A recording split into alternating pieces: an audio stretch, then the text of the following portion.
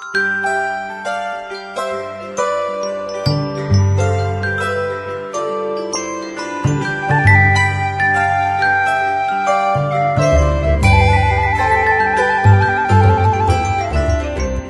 sahabat GPIB dimanapun saudara berada.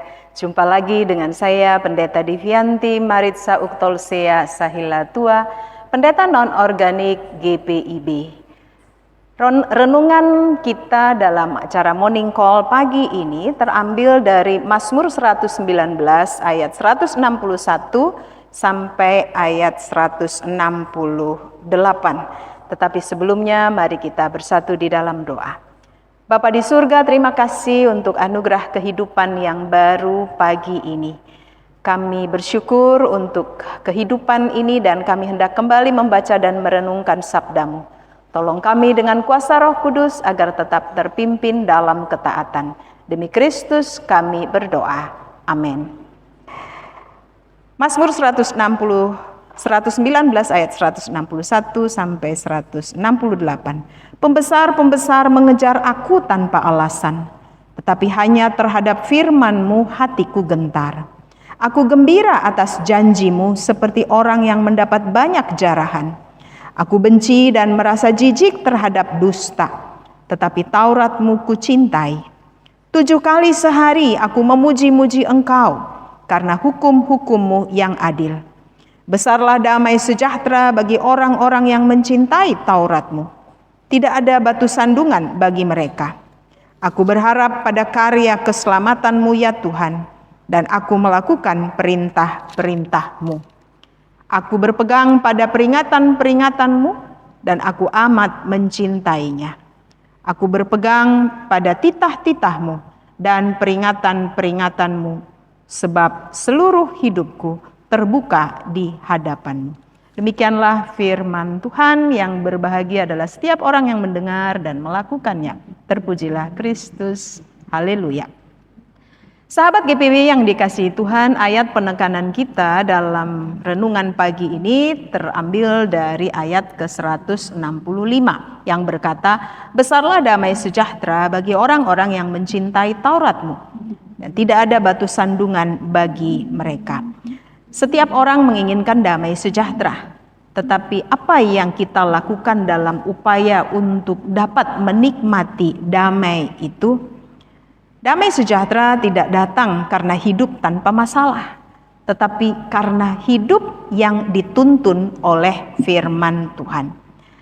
Pemazmur dalam bagian bacaan ini menekankan bahwa mencintai firman Tuhan itu terlihat dari cara hidup kita. Itu catatan yang pertama.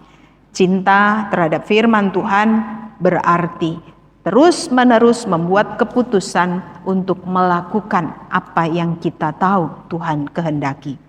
Hal kedua, mencintai firman Tuhan, damai besar adalah buah dari hidup yang berakar pada firman Kristus. Besarlah ketentraman pada orang yang mencintai Taurat-Mu. Damai yang dimaksud bukanlah hidup tanpa masalah.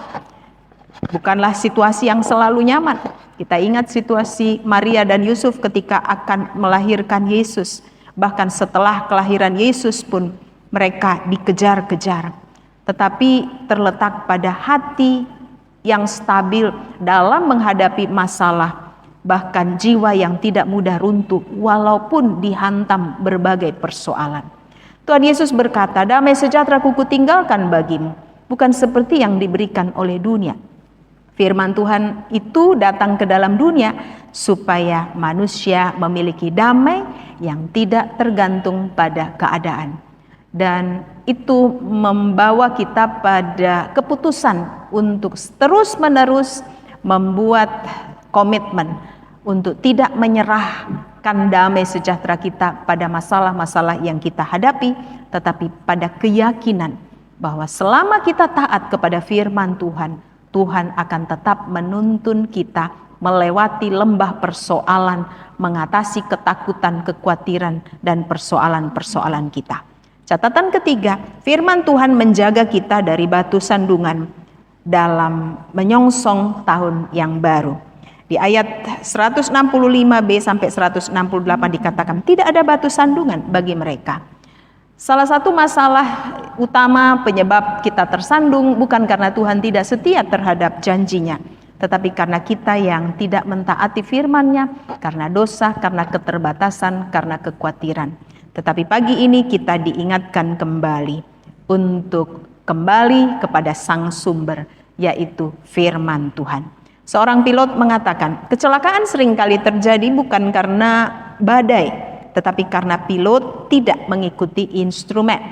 Dan di masa raya Natal ini kita diingatkan bahwa instrumen kekal itu telah diberikan kepada kita, yaitu Yesus Kristus, yang datang dalam sosok bayi, tapi kemudian menggenapi janjinya lewat pengorbanan di atas kayu salib, mati dan bangkit, memberikan jaminan kemenangan. Bahkan saat ini duduk di sebelah kanan Allah Bapa berdoa bagi kita.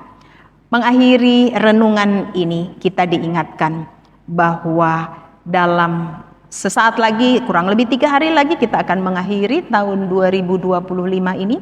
Pertanyaannya teristimewa bagi kita sebagai sahabat GPIB yang di bulan Desember ini temanya adalah keluarga yang bertumbuh.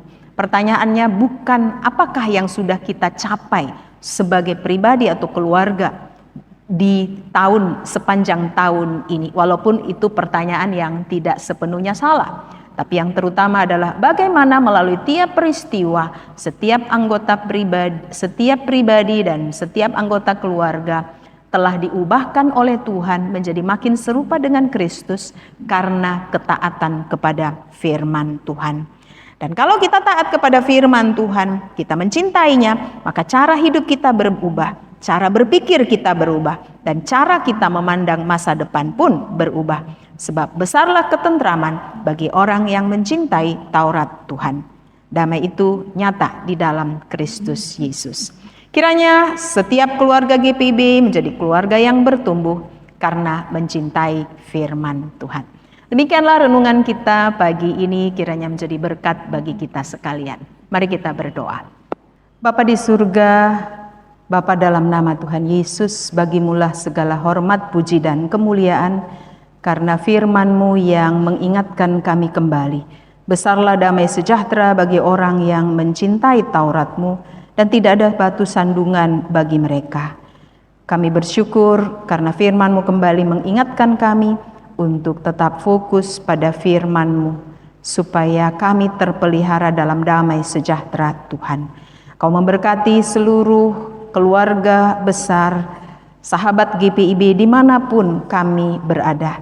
Tuhan yang mengetahui setiap kondisi masing-masing. Kiranya yang lemah Tuhan kuatkan, yang berduka Tuhan hiburkan, yang menjadi korban bencana alam dan sedang mengalami penderitaan karena berbagai keadaan.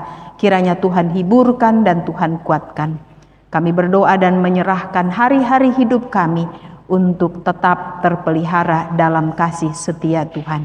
Seluruh sahabat GPIB, Majelis Sinode GPIB, bahkan setiap warga GPIB dimanapun berada, dengan masing-masing keadaannya, kami serahkan di dalam tangan kasih-Mu. Tuntun kami melewati hari-hari yang masih terbentang di tahun 2025 ini, agar kami boleh tiba dengan selamat memasuki tahun anugerah yang baru.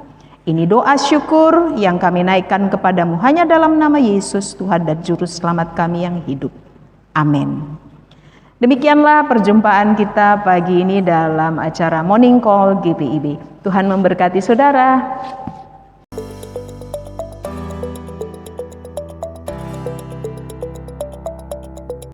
Halo sahabat GPIB, tidak terasa kita akan segera memasuki tahun pelayanan yang baru tahun 2026 nih. Untuk membantu kita dalam melangkah dan mewujudkan asa dan harapan sebagai gereja dan umat Tuhan, maka apa yang kita perlukan sudah tersedia loh dalam agenda kerja GPIB 2026. Apa saja yang bisa kita dapatkan dalam agenda ini? Di dalamnya kita dapat mengetahui yang pertama kalender gerejawi sepanjang tahun dan hari-hari penting nasional.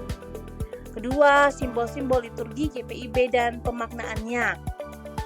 Lalu ada bacaan dan renungan sepanjang tahun. Terdapat juga visi dan misi GPIB memasuki PKUPPG ketiga.